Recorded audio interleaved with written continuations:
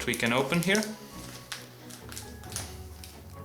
Let's start with Elspeth. Hopefully there's an Elspeth inside here.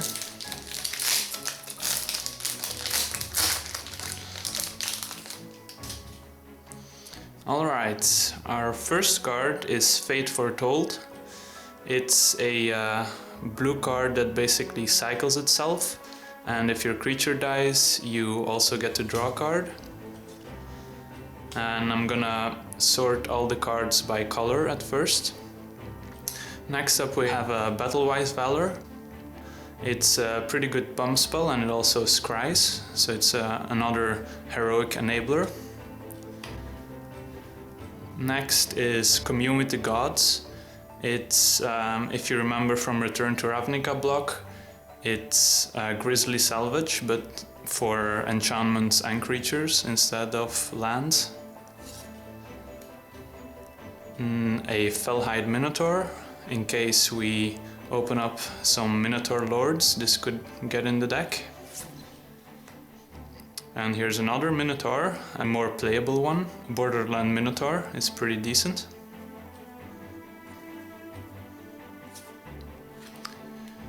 And here we have a Band Centaurs. I'm not gonna try and pronounce the first part. It's a 3/7, sometimes you'll play it. It's not the most exciting card, but I've seen worse.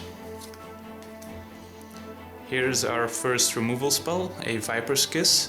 Not the best removal spell, but it can prevent creatures from activating their monstrosity abilities, and it can also be played on gods if you ever encounter that. So it's not the worst card, might play one in the deck. And here's a Rage of Purphoros, one of the better removal spells. Even though this is sorcery speed, so it's not the greatest removal spell ever, but since there aren't that many, you will probably end up playing this if you're in red. Here's our first fixer, a Traveler's Amulet. It can search up some lands and put them into your hand. So if you're splashing a color, this is definitely a card you're looking for. A Savage Surge is another combat trick. Pretty decent one. This used to be uncommon in Return to Ravnica block. A Fanatic of Mogis. This card is pretty good, especially if you're heavy red. It can deal a lot of damage to your opponent. And it's also Minotaur. Here we have a Phalanx Leader, one of the better heroic cards for sure. It can pump your team, put a 1/1/1 counter on every creature if you enable heroic. So a very good card. And here we have a Nylea's Emissary. This one has Bestow and it gives +3/+3 and Trample. And by itself it's a 3/3 Trampler for 4, so it's a very good card. And our rare is a Swan Song. Unfortunately, not very playable in Limited. And we got a basic Plains and a Harpy token. Alright, on to the next booster.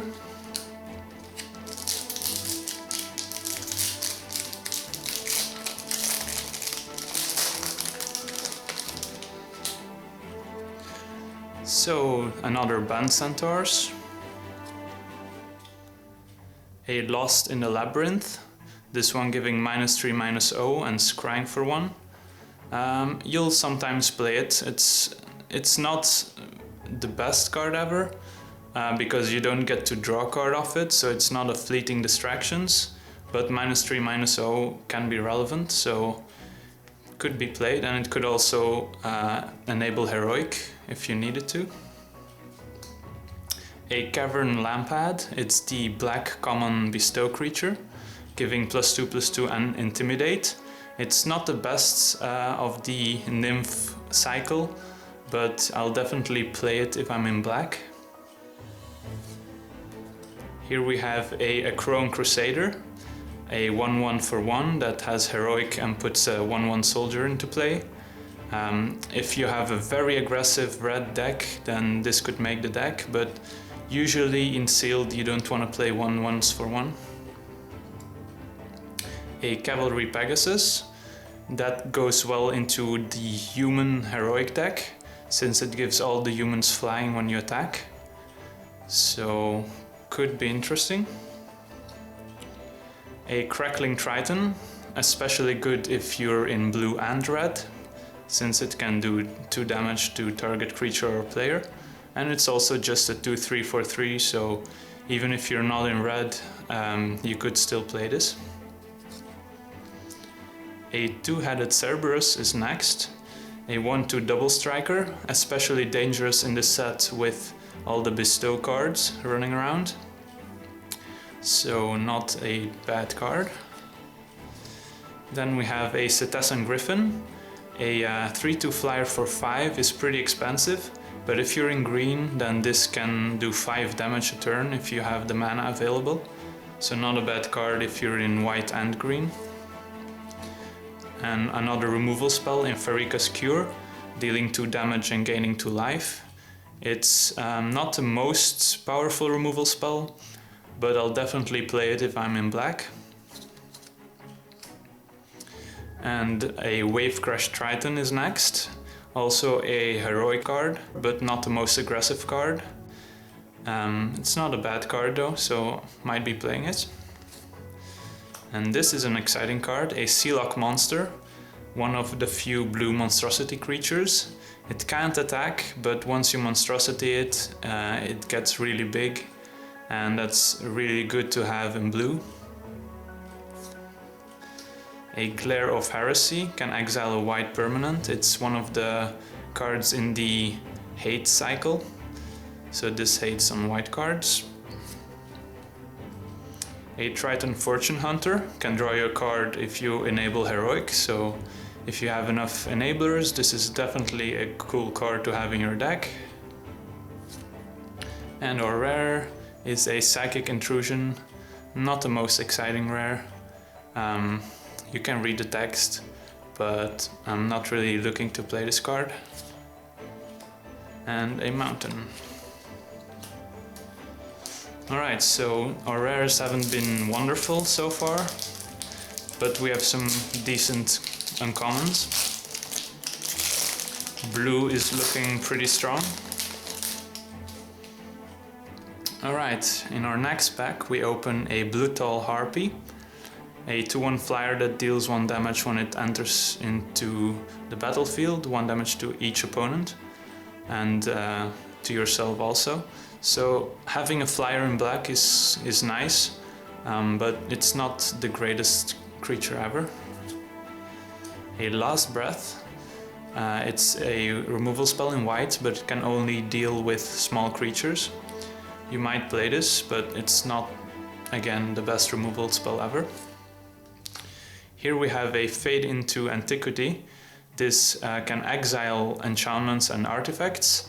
So its main use is removing gods, since this is one of the few cards that can deal with them, since they are indestructible. But you'll also side this in if your opponent is playing a lot of bestow creatures, since they are all enchantments.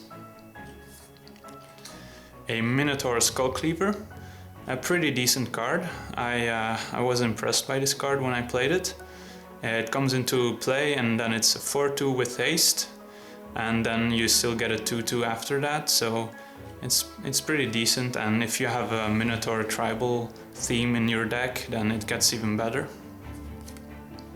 Another Lost in the Labyrinth. A Nylea's Disciple. It's one of the green devotion cards, and it gains you life equal to your devotion to green, so pretty decent. A Short Thief is pretty bad. Shredding Winds, sideboard card against flyers. A Return Phalanx, pretty sweet if you're in black and blue, but it's also a decent body for just 2 mana, and if you're a more controlling deck, you'll certainly play this. Silent Artisan, pretty mediocre card, you don't really want to play this. Decorated Griffin, a 2/3 flyer for 5, so that's pretty expensive, but it does have a relevant activated ability.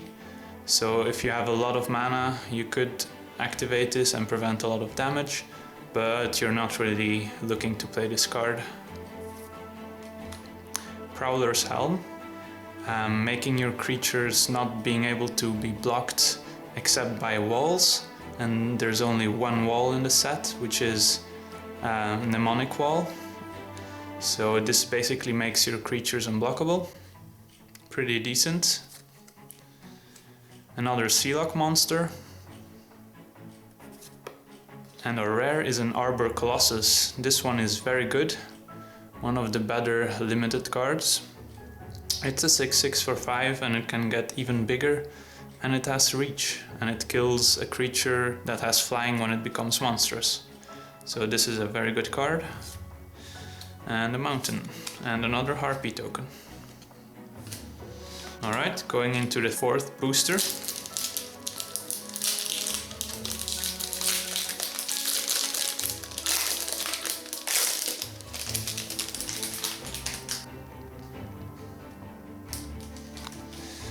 We start with a Nimbus Naiad. This is one of the best common bestow creatures. It's just a Windrake, a 2/2 flyer for 3, but it has bestow, so it's also relevant in the late game. Very decent card.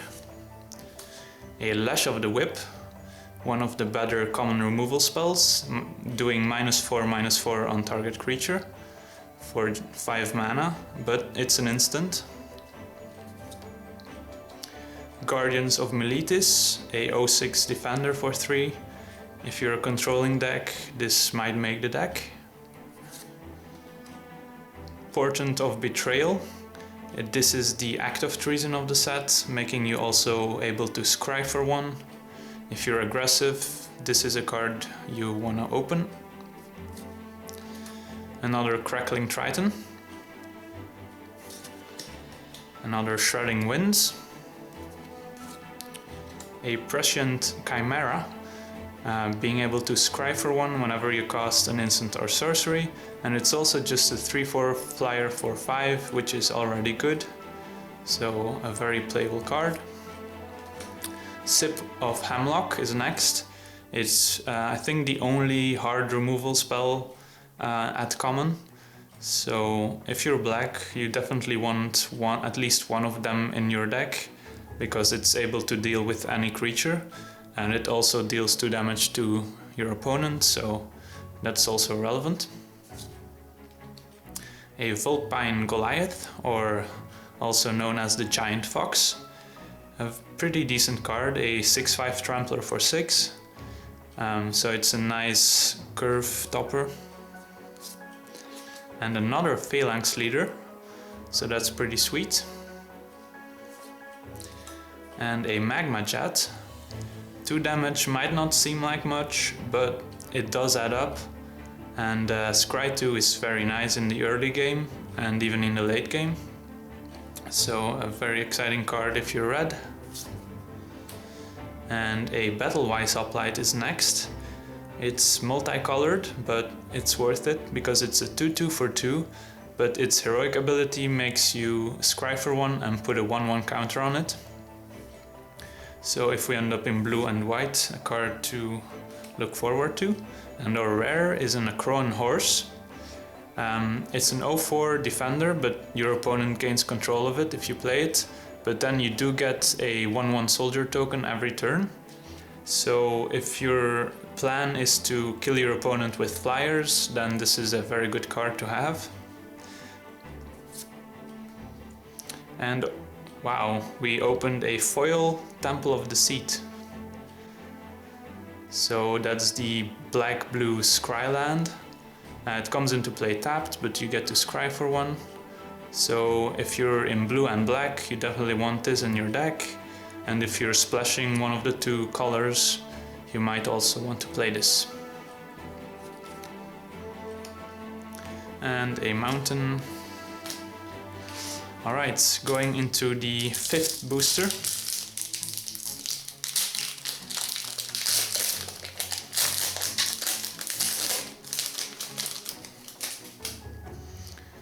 We start with a Chosen by Heliod. It gives a creature +0/+2, but you get to draw a card if this resolves. So this is a heroic enabler, so decent at least. A Fleshmad Steed. It's a 2/2 for 2 with a drawback. Whenever a creature dies, you have to tap it. It might seem bad and it's not exciting, but if you want to be aggressive, this is one of the better 2-drops in black.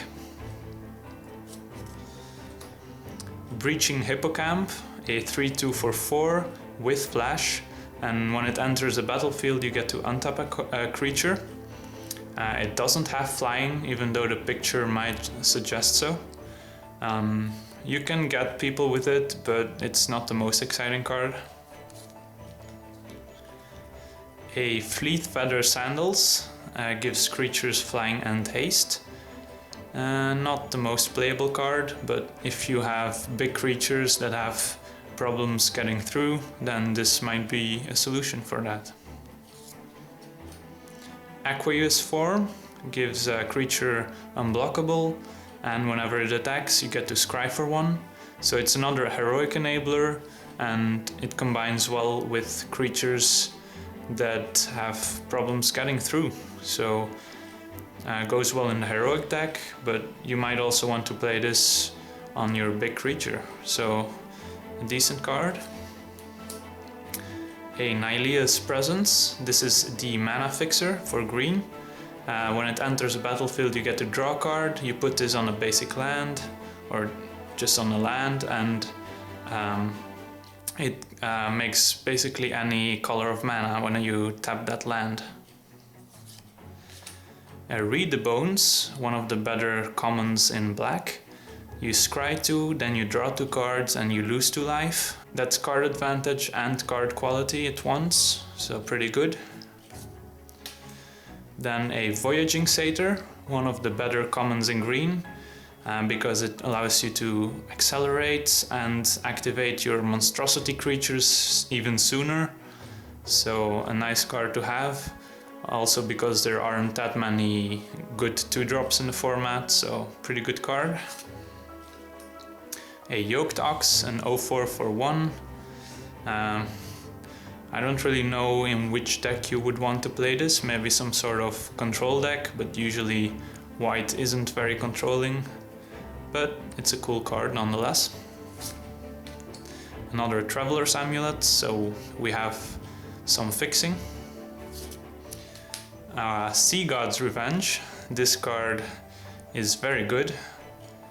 You can splash this in a heroic deck as a finisher basically, but basically if you're playing blue you are playing this, and if you're not playing blue that's a reason to splash blue, because this card is very, very good.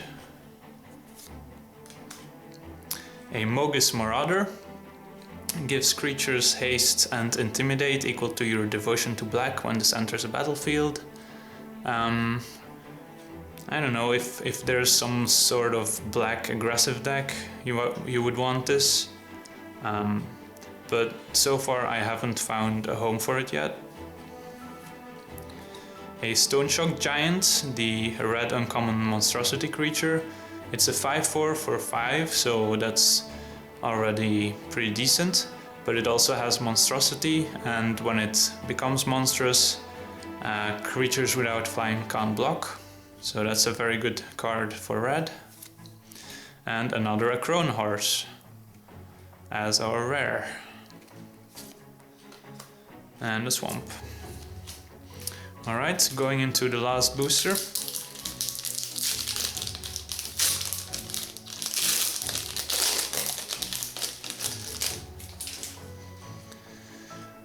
First card is Dragon Mantle. It cycles and then it's basically fire breathing, so very good in a aggressive red strategy, but it's also decent just if you're playing red and want some sort of finisher. Feral Invocation, a enchantment that has flash. and gives +2/+2, so it's basically a combat trick, but it sticks on the creature, so also pretty decent. A Hopeful Eidolon. It's a 1/1 lifelinker for 1, but it also has Bestow, which makes it very good. So one of the better white cards. Disciple of Phoenix. It's also a devotion card, and when it enters the battlefield, your opponent has to reveal cards equal to your devotion to black, and you get to pick a card and discard it. So very good in the Grey Merchant of Asphodel black devotion deck. A Bronze Sable, just a 2/1 for 2. Agent of Horizons. It's a 3/2 for 3, and it has a blue activated ability that makes it unblockable, so it's very good in a green and blue deck. Thassa's Bounty. You get to draw 3 cards, and a player has to put 3 cards in his or her graveyard. It's an expensive card, but there isn't that much card advantage going on, at common at least. So in a sealed format that's pretty slow, you might want to play one of these. Ray of Dissolution. Destroy target enchantment and you gain 3 life. More a sideboard card, I think, and especially if your opponent is playing a lot of Bestow creatures. Satyr Rambler, just a 2/1 trampler for 2, not the most exciting, but it might fit in a red aggressive strategy that has a couple of Bestow creatures, so the trample becomes relevant. A Cetacean Battle Priest, a 1/3 for 2 with heroic, but the heroic ability just gains you some life, so it's not the most relevant heroic ability, but it's still playable.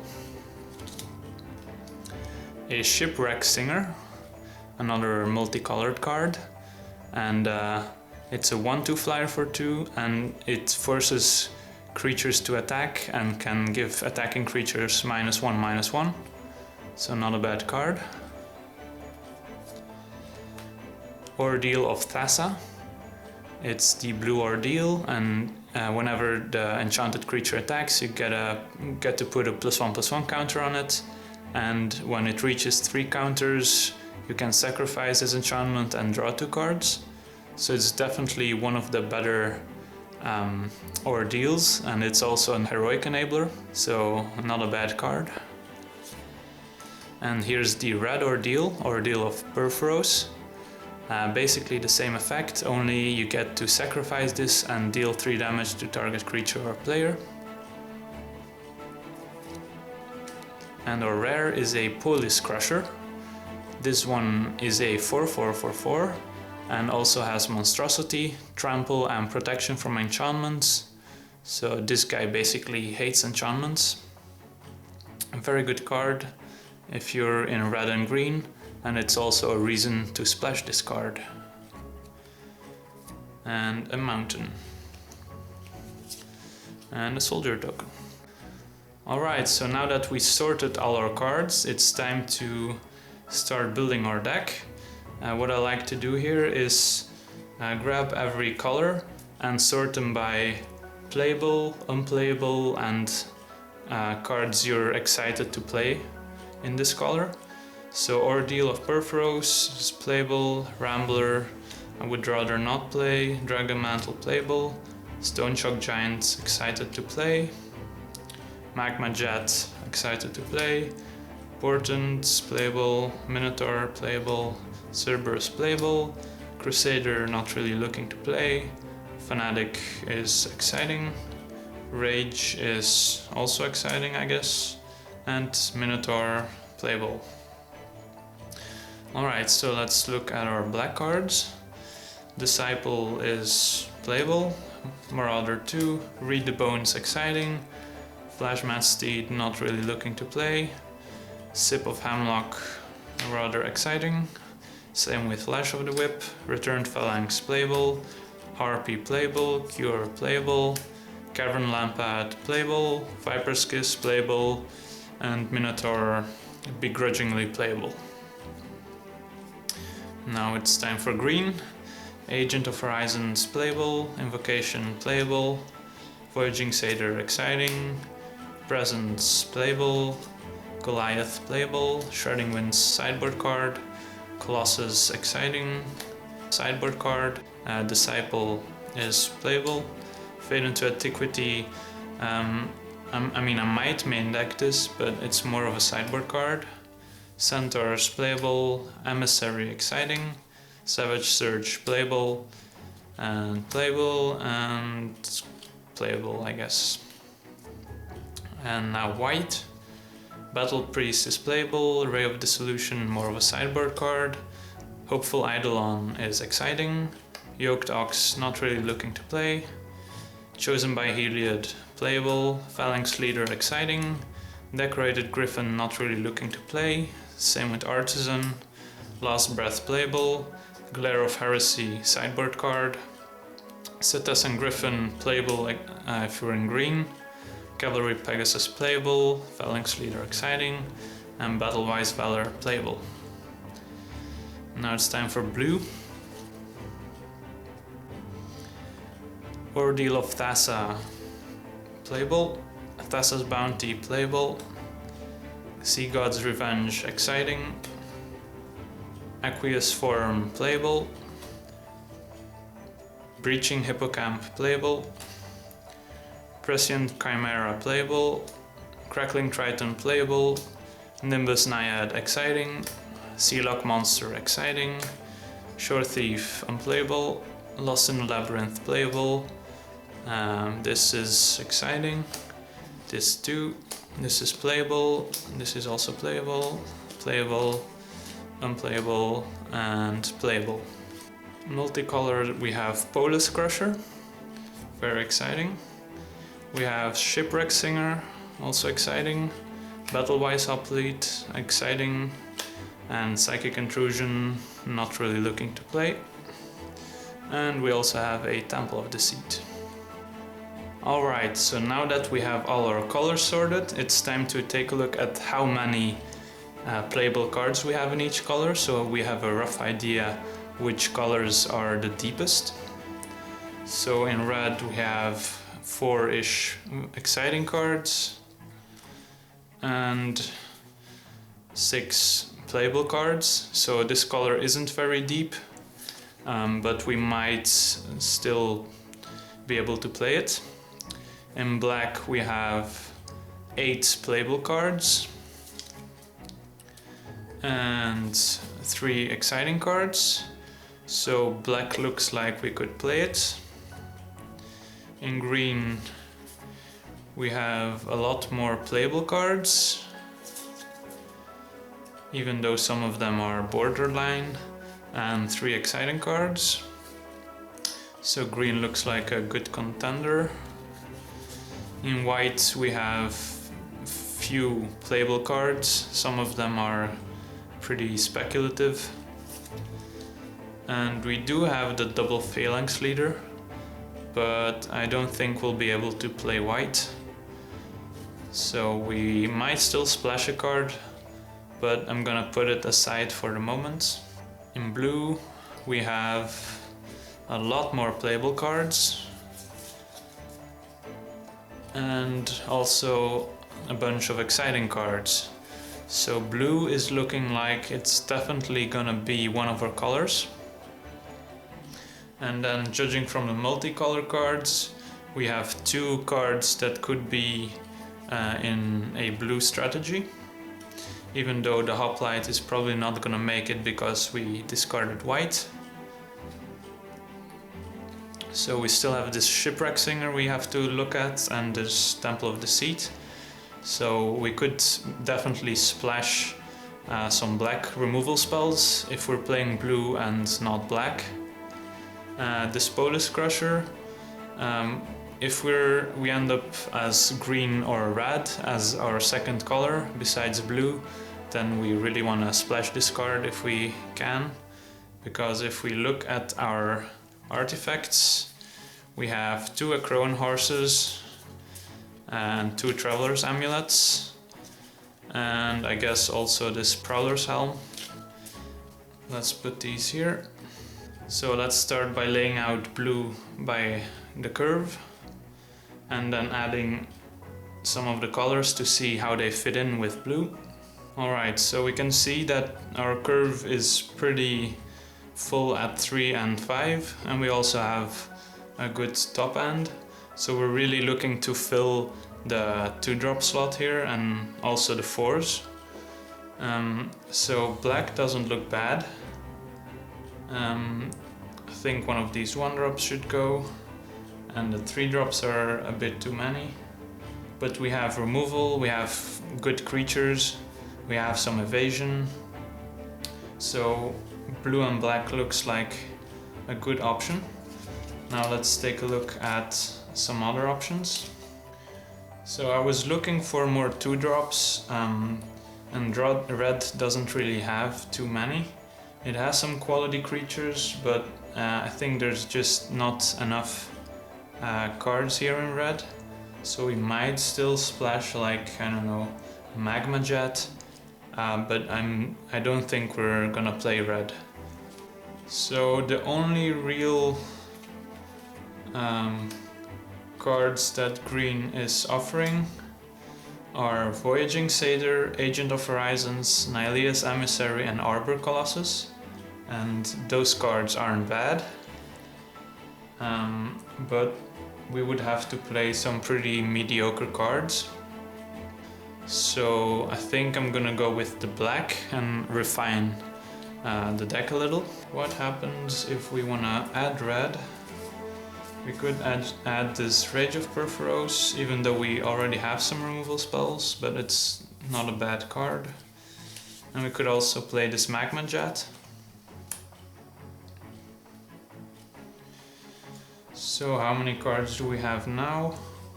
We would also need to play these Traveler's Amulets. I have 25 cards now.